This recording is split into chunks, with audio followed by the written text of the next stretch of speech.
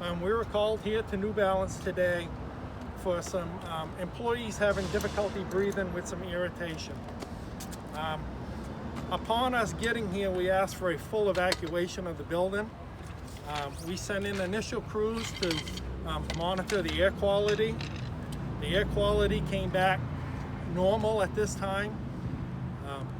We did end up having 25 to 35 employees with those symptoms. 5 have been transported to Reddington Fairview for further medical evaluation. Right now we have Augusta Fire Department doing decon on the 4th floor employees that were directly infected. They're going to remain on a bus until we find out what comes out of the investigation. We have Waterville Fire and SAPI fine paper here doing our investigation for us at this time. Other than that, of what the chemical or the possible air quality problem is, we do not know yet. It is still under further investigation. What were the symptoms? Some of the symptoms were difficulty breathing and irritation or a burning of the eyes. Who is the one who called this in? Who noticed it? Who said it would have been an employee first started it, and then it just gradually got worse with trickling down effects on the 4th floor. For family members who are out there that are kind of concerned they haven't had any contact, should they be worried? I'm sorry, I can't hear you. Family members, for the people that work here, should they be concerned, or there's no concern for the family members yet, because we don't know what the chemical is. Until we find that out, all employees are going to remain here until we deem it safe that they can either return to work or head home. Any other questions? Did you say what time it came in? I'm not exactly sure. I'm going to say 1:30, 2 o'clock. Is there chemicals in there that could have a long-lasting impact that would make them have to... There's nothing in there that I know of that they deal with that's a direct danger to them.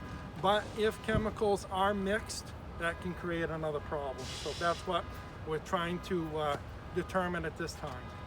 How do you determine that? Is that your hazmat team that puts that together? We in Skowhegan do not have a hazmat team. That's why we've called upon Augusta, Waterville, and SAPI. They have hazmat teams that are assigned to different areas of the state.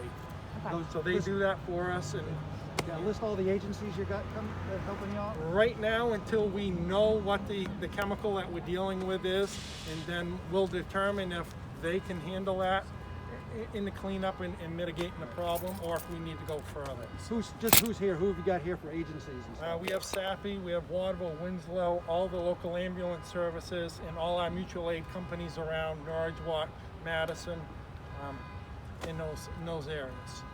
And again, you said this originated at somewhere on the 4th floor of this building? That's where the original symptoms started, so that's why all the 4th floor people are getting decon. They're our first concern.